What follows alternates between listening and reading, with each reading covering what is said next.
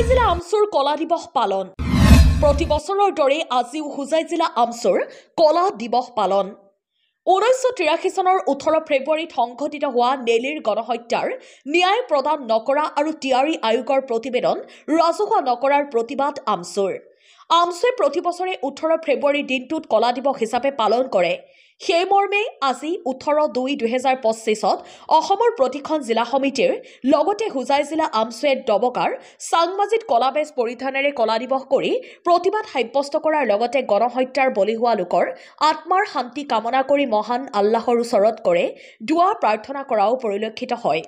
আজি 1983 চনৰ 18 ফেব্ৰুৱাৰী তাৰিখে সমগ্ৰ অসমৰ লগতে ভাৰতবৰ্ষক কলংকিত কৰা এক গণহত্যা সংঘটিত হৈছিল অসমৰ নেলিত আৰু সেই গণহত্যাৰ ভয়াৱহতা আজিও যোৱা নাই। আজি সদৌ অসম সংখ্যালঘু ছাত্ৰ ইউনিয়ন আমচুৱে সমগ্ৰ অসমৰ লগতে হোজাই জিলা সমিতিয়ে নেলি গণহত্যাৰ বলি হোৱা নিহতসকলৰ আত্মাৰ সদ্গতিৰ বাবে আমি দুৱা প্ৰাৰ্থনা কৰোঁ, আহতসকলৰো আৰোগ্য কামনা কৰোঁ। আপোনালোকে সকলোৱে জানে যে ভাৰতৰ ইতিহাসত হয়তো প্ৰথম এইটোৱে গণহত্যা আছিল যি গণহত্যাৰ বিচাৰ চৰকাৰে কৰা নাছিল। আজি পৰ্যন্ত এই গণহত্যাৰ বিচাৰ চৰকাৰে কৰা নাই। এইটো ভাৰতৰ ইতিহাসত এক কলংকিত ঘটনা। গতিকে ন্যায় সকলোৰ বাবে সমান এই কথাটো এক বৃহৎ পৰিমাণৰ লোক নিহত হোৱাৰ পিছতো ন্যায়ে যে সেই লোকসকলক চুব পৰা নাই এইটোৱে ডাঙৰ কথা। গতিকে আমি অসমৰ ধৰ্মীয় সংখ্যালঘু লোকসকল শিক্ষিত হৈ সুশিক্ষাৰে শিক্ষিত হৈ আমি যাতে আমাৰ অধিকাৰ প্ৰাপ্তি আমি কৰিব পাৰোঁ, আমাৰ ওপৰত হোৱা প্ৰতিটা অন্যায়ৰ বিৰুদ্ধে যাতে আমি সংগ্ৰাম কৰি আমি ন্যায় প্ৰাপ্তি কৰোঁ।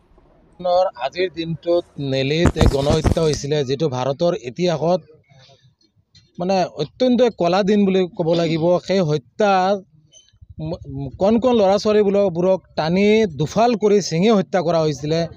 মহিলাসকল গৰ্ভৱতী মহিলাসকলক গুৰিয়াই হত্যা কৰা হৈছিলে। আবাল বৃদ্ধসকলক কাটি টুকুৰা কৰি হত্যা কৰা হৈছিলে। এক ভয়ানক এক পৰিৱেশ। চৰকাৰী হিচাপ মতে যিটো সংখ্যা আছিলে তাতকৈ প্ৰায় 3-4 গুণ বেছি, প্ৰায় 5,000 পৰা 10,000 লোকক হত্যা কৰা হৈছিলে 6 ঘণ্টাৰ ভিতৰত। সেই নেলি এলেকাত তেজেৰে ৰাঙলী হৈ পৰিছিলে। সেই লোকসকলে আজিৰ দিন পৰ্যন্ত ন্যায় পোৱা নাই। তদানীন্তন চৰকাৰে তিৱাৰী আয়োগ গঠন কৰি দিছিলে, কিন্তু তিৱাৰী আয়োগৰ প্ৰতিবেদনো আজি অত বছৰ হোৱাৰ পিছতো প্ৰতিবেদন ৰাজহুৱা নহ'ল। অৰ্থাৎ এটা কথা প্ৰমাণ হয় যে তিৱাৰী আয়োগৰ প্ৰতিবেদন ৰাজহুৱা হোৱাৰ লগে লগে বহু দুষ্কৃতিকাৰীৰ নাম পোহৰলৈ আহিব, যাৰ বাবে তিৱাৰী আয়োগৰ প্ৰতিবেদন ৰাজহুৱা হোৱা নাই আৰু নিৰীহ লোকসকল আজিৰ দিন পৰ্যন্ত ন্যায়ৰ পৰা বঞ্চিত হৈছে। গতিকে আমি আমচুৰ উদ্যোগত প্ৰতি বছৰে 18 ফেব্ৰুৱাৰীৰ দিনটো কলা দিৱস হিচাপে পালন কৰোঁ আৰু দুৱা মেহফিলৰ আয়োজন কৰোঁ। সেই একেধৰণে আজিও আমচুৰ উদ্যোগত অসমৰ প্ৰতিখন জিলা সমিতিৰ লগতে আমি হোজাই জিলা আমচুৱে চাংমাজিত দুৱা মেহফিল আৰু প্ৰতিবাদী সভাৰ আয়োজন কৰিছোঁ। আমি স্পষ্টভাৱে দাবী কৰিছোঁ যে সেই দুষ্কৃতিকাৰীসকলৰ নাম ৰাজহুৱা হ'ব লাগে, অন্যায়ৰ বলি হোৱা লোকসকলে ন্যায় পাব লাগে, এককালীন আৰ্থিক সাহায্যৰ ব্যৱস্থা কৰিব লাগে আৰু এই লোকসকলক এই হত্যাৰ বলি হোৱা লোকসকলক শ্বহীদ ঘোষণা কৰিব লাগে আৰু হত্যাকাৰীসকলক চিনাক্ত কৰিব লাগে, শাস্তিমূলক ব্যৱস্থা কৰিব লাগে। এই দাবীৰে আমি প্ৰতিবাদী সভা আয়োজন কৰিছোঁ আৰু আমাৰ দাবীসমূহ যদি নামানে আগন্তুক দিনত ইয়াতকৈ ভয়ানকভাৱে প্ৰতিবাদী কাৰ্যসূচী আমি কৰি যাম, কলা দিৱস পালন কৰি যাম। গতিকে স্পষ্টভাৱে দাবী জনাইছোঁ যে এই দুষ্কৃতিকাৰীক চিনাক্ত কৰিব লাগে, নিৰীহ লোকসকল হত্যাৰ বলি হোৱা লোকসকলে ন্যায় পাব লাগে। তাৰে কামনা কৰি আজি আমি এই প্ৰতিবাদী সভা আৰু কলা দিৱস পালন কৰিছোঁ।